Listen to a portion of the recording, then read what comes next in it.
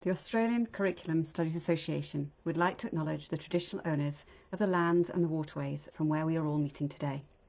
We pay our respects to the elders past and present, and we extend our respect to all Aboriginal and Torres Strait Islander peoples here today. We value the contributions of Aboriginal and Torres Strait Islander peoples to education and their continued support of the teaching and learning of all Australians. We recognise that for thousands of years, Aboriginal and Torres Strait Islander peoples have been the first teachers, and that we are committed to continue our learning alongside them.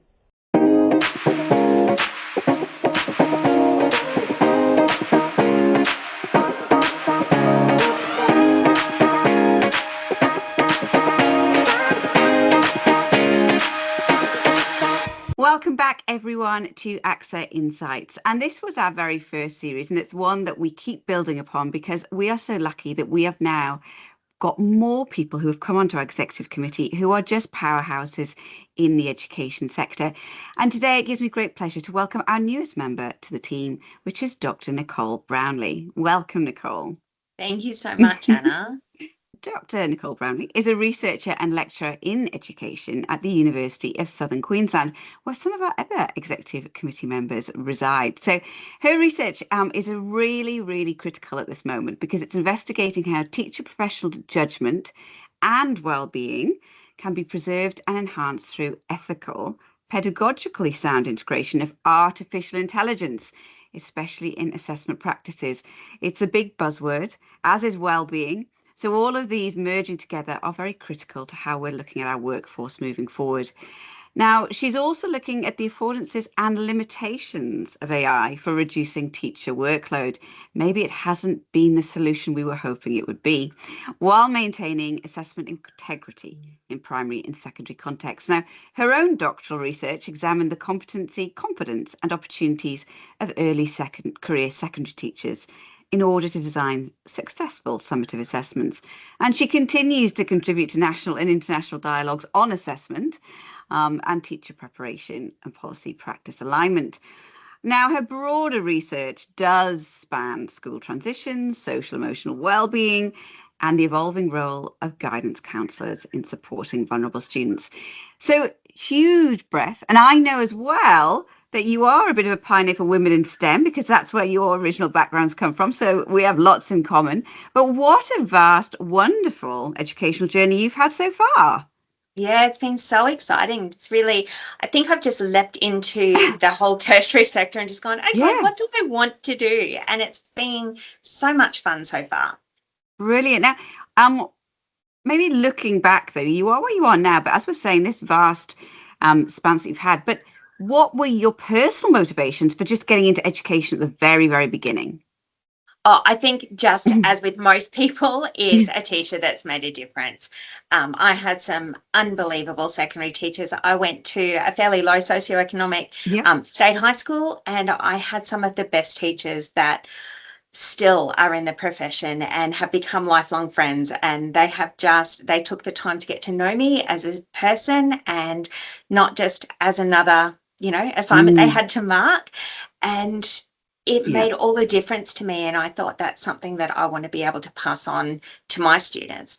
Not only that, I was also drawing on blackboards and things when I was 4 and 5 and teaching, my little brother and sister. So there may have been teaching in my past. You were playing teachers for a long time. And that's really interesting. You've sort of brought up a little bit one of those hotspots that we talk about with teaching, in that teachers seeing the students as individuals, and we can get very sucked in and drawn into, especially in your area of assessment, that sometimes we forget the child and we focus on the outcomes of sort of a situation. Often depersonalizes the person. So that's really interesting. And what you're saying, and I think what every teacher says, is that person, it's the connection that actually helped you achieve. Absolutely. And that's actually precisely why I'm doing the research I'm doing now, is we've got this amazing AI that we can use, but how can we harness it in a way that can therefore deepen our relationship with our students, that can allow more time for thinking, that can allow more time for connection? Definitely. So I think if we look back, obviously you've done quite a lot in the space, but is there a specific pinpoint area that you think that was a real great accomplishment for me? I really wanted to give myself that little pat on the back because maybe it was something you challenged yourself in, but what do you think that might have been? Honestly, I think completing a master's and then a PhD while being a Ah, single mum and working full time was yep. was a really that was a huge effort, and showing Mm, my kids were only 5 and 2 when I started, so it was a big journey. yeah. Um, yeah, so I think probably being able to show that and show that perseverance, and that it's okay for girls to be smart and it's Yes. okay for girls to work hard. And yeah, I think probably that's been my proudest moment so far. And I think just even pulling back on some of that, when you think about how many females are in our profession, it's mainly female dominated. And we consider, just across professions, women having to juggle the home life, probably, I mean, I know in my case, trying to get my own children through education by helping the homework at night and doing all that thing. And it's a huge load that we carry. So to be able to be that shining light and example for us, I think that's wonderful, because you really are telling everyone that you can do it. You've probably just got to be very time efficient, I have to say. I just think sleep doesn't matter, and coffee is very important. Definitely. Yeah, exactly. That's certainly something that I think our education system runs on, is coffee. Now, is there something, if you look back, that you did that upon reflection, and I'm so passionate about this kind of reflection period that I only came into much later in life, that you may would go, I might have approached that differently? Or, I mean, how did you go about that, even that mindset of it? I think that's a really interesting one, because I'm not ever into regret or I wish I'd Yeah. changed or anything like that. But I think even in my early career, just focusing more on that relationship, but possibly even having higher expectations of my Yeah. students, believing that they can do more, believing that they are so capable, Yes. and just maybe affording some more trust in my students to show me what they're Yeah. capable of. Yeah. Yeah. And that's a very interesting one, and probably our context of science as well, because it's a topic that quite context, a lot of context, you think like rote learning or whatever someone's tell you. And then actually sometimes we forget that some of the huge aspects of it, like the inquiry elements and the broad thinking, children are much more capable of than we give them credit for. And, they've been doing science since they were in the mud as 2 and 3 year olds. And I suppose, yeah, I've always found that, especially in science, I'm just like, wow, you actually can do a lot more. And I've concentrated too much on the elements of the curriculum I have to teach you rather than elements of the skills, definitely. Now, coming back to that, obviously we are the Australian Curriculum Association. What does curriculum, though, mean to you? What kind of sense do you get when we hear the word curriculum? To me, it's a framework. To me, Right. it's building blocks for what we can therefore pass on to our Mm, students. So it's there to ensure that everyone gets the basic yeah. understanding, and it's there to ensure that everybody is on the same playing field.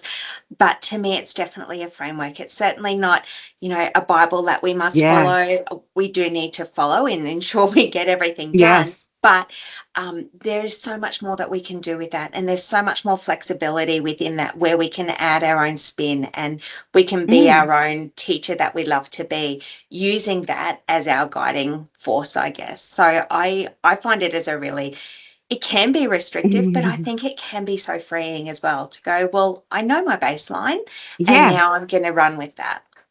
Yeah, and I think that's a lovely way, because I think sometimes we think as you're saying, we think of it in sort of a rigid structure, and that we have to teach those elements, as opposed to going, what is my interpretation of this? And that can be different to someone else's interpretation. And sometimes we question ourselves and go, oh, I got that right. I didn't think that when I read that descriptor. But Yeah. that's actually what the beauty of it is, isn't it? That we can actually have many voices to the same Absolutely. element. And we can also tailor it to the students in front of us, Mm, because yeah. they are people, and we Yeah. can we can go, this group is really into astronomy. Okay, well, let's work maths around that. And what can we Mm, do in that space yes. to ensure we get all of those boxes Yeah. ticked, but really work towards the strengths of the kids that we have in front of us? Definitely. Now I know this is probably quite topical for you based in Queensland, because I think your teachers are on strike today. So we know that there's been quite a real difficulty, and we are getting to the end of term 4, where teachers are on their knees, really struggling to get through. But what do you see as some of the biggest challenges we're facing in our profession today?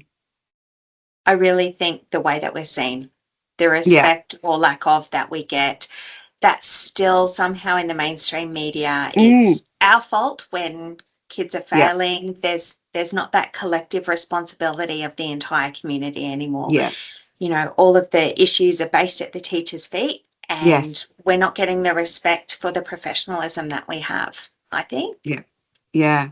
And you know, I think you probably have an even greater sense of it being in the tertiary sector and now, teaching in the tertiary sector is the amount of work that goes even into the teacher training courses, but the amount of work that you're requiring of students to get a teacher accreditation, we have to give people more credit for because it's a long slog.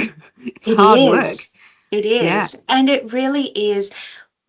It is so much more different to when it was the apprenticeship style, and there yeah, is nothing wrong with that. And there are no, certainly some great things to be said for that. But it is a higher education. mm, It is, you know, a bachelor level, or for some people, a master's level to yeah, get in. And so it does require that thinking and preparation and cognition and all of those buzzwords that are yeah, around. But it does require significant work to become a teacher. And I yeah, think definitely. sometimes we forget that. Yeah, and it's interesting 'cause, I mean, we did a conversation with Dr. Joanne Casey, and she talked about Dunbar's 150 relationships. And I suppose I'd never really put it in the context of a classroom teacher. And then when you think about that, on top of your job, you know, where you're actually what you're instructed to do, you're also juggling the amount of relationships that you juggle as a teacher. No wonder by the end of the day, cognitively, your head is exploding. So it is really a difficult time. So, you know, you're completely right. I think to value teachers more would actually make that big difference and that would make us feel noticed. Yes, I think it doesn't take much to say thank No. you to someone, and we do that so often now with our healthcare workers or our Mm, military, and we do pay that respect to them. And I honestly think all it takes some days is a thank you for yeah. you to go, okay, I can keep going tomorrow. You Yeah. know, and it's just that light bulb moment for a kid, or a nice email from a student to go, hey, I really enjoyed class today, or really loved the way you Mm, presented this or something. And it helps you keep going. yeah. And we talked about that bit before about feedback, isn't it? And obviously that's your deep area in assessment, but it is that feedback mechanism that keeps you going, keeps you on that track because we all need that. We need that affirmation that we're doing the right thing and that we're moving forward. And whether that be, as you're saying, from a student in the classroom to your principal, to your line manager, or from a government level, you know, coming at that bigger systems level. Um, so talking about graduates, you know, obviously that's specifically your area at the moment. What advice do you have for graduates coming to the profession? Because we're seeing so many leave so early. How do we hold on to them? So what advice could you give them? They all work really hard. They all Mm, invest so much in themselves. And I think probably the best thing that I can tell them is to get into some sort of self care right from the yes. beginning. Be able to have something really small to help you switch off at the end of the day, whether that's going for a run. For me, honestly, it's as small as taking off my glasses because I don't use them at home. So taking off my Mm, glasses to me signifies the end of work, and then I can yes. move on. So being able to delineate between work and home, because with emails and with everything being so easily Mm. accessible now, it's very hard to switch off. So also switch off those notifications over holidays and weekends. Yeah, That's really helpful. definitely. And it's been a bit sad, isn't it? Because our profession, the longevity in terms of, well, not longevity, but more the kind of sustainability or even just being able to know that you're on a lot of a permanent contract or, you know, I think we'll get to that point where all these short-term contracts, you are having to give 100% plus more because of that fear that you might not get the next one. And so we actually get ourselves caught up in that trap of saying, well, if I do really well here, then I might get a permanent contract and I might do, and actually you've actually fallen away and that self-care hasn't been embedded because as by nature by teachers we just try to get to the next point and then the next point and then the next point and we kind of the horse is bolted and we have to put it back in. So yeah, I know, I wish someone else had told me that at the very beginning of my career. Oh, look, honestly, I would have ignored them, but Yes. at least to hear it, or Yeah. even just to be really aware of what you say yes to, Yes. Yeah. because you know any no you're saying to something extracurricular means that you can have more time for the yes. So if you're Mm. really passionate about the school musical, then get involved with that, jump in, you know, boots and all. but then maybe say no to the debating team or say no to Yeah. something else so that you can focus and do your really best work and love what you do. Mm. And some of the most fabulous teachers I think I've seen are those who do keep that to the minimum. Mm. And don't suffer from FOMO like many of us do, and literally just get right to the heart of it, and are very really focused on just delivering a really good education for their students. So yeah, I think that's a brilliant advice. Now, I'd love to think, and I really have got so much hope, and I know you're holding the same, that education is moving forward, and our systems are moving forward, and we're not keep relying back on maybe potentially old research or the way it's been done before as a kind of, here's how we're going to change education system. This is what we want. And especially, I suppose, in your AI space, doing some work with my son the other day, and I literally had to keep saying to myself, but he's never going to need this. They're already working their way around a system, and we're sort of clawing them back to say, well, we're too scared, so we'll claw you back. So what do you think is on the horizon for education? What should we be watching for? What should we be doing to move things forward, I guess?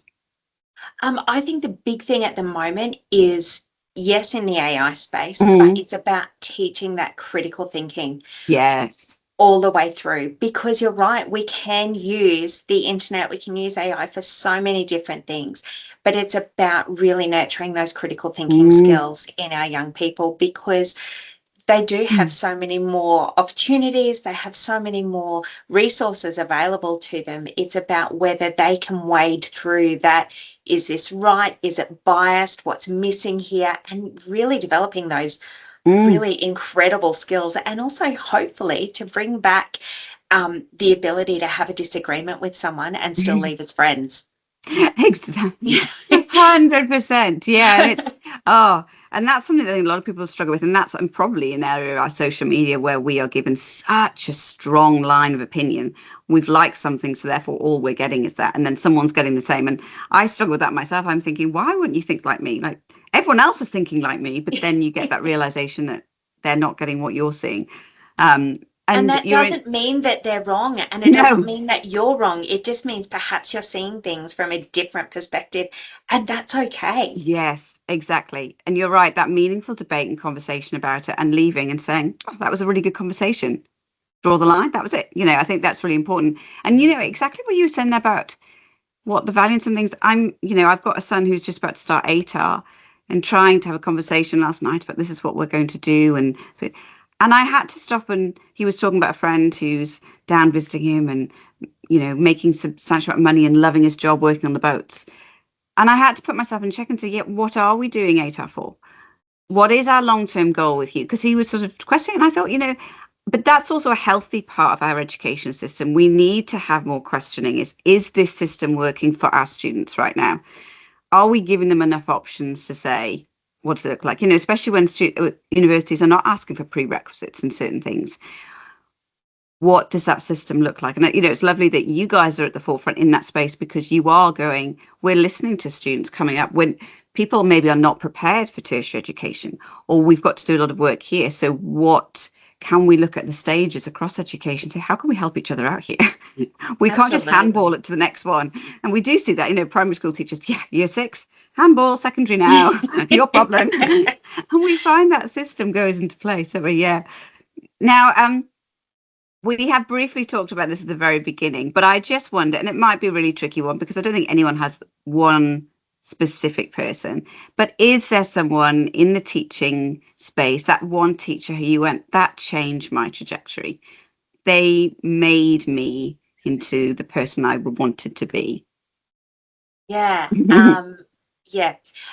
Leslie Reeves was one of she was my history of education ideas teacher when I first started my degree, and she taught us to think, and I love that so much. It was back in the day when we had all on campus. Yes. And I had a tutorial, and I remember having a class debate about free schooling and unschooling, and I was the only person that was disagreeing with everyone and actually being in favour of it. And Yep. just the conversations that came up around that, and we became really fast friends. I got to sing at her wedding when she got married. We're still really, really great mates now, but it was her openness as a Yes. lecturer. She actually gave us her mobile number in the first day of orientation and said, I would much prefer you to not worry about something. Give me a quick call Yeah. and have it sorted. And to me, that was what the whole relationship was about. She was absolutely an expert in her field in terms of content, but same again, she really did care. And that's something that I try and emulate with my students. Yeah, isn't that lovely? That I think that's when you think about someone who gets, you know, the age of the students or whatever it is. And I think when you get to a point going, I'm treating these people as professionals or my future colleagues, it changes the dynamic completely. And you don't have this person who's got the power and you're learning. You know, it's a real kind of like, oh, we're in this journey together.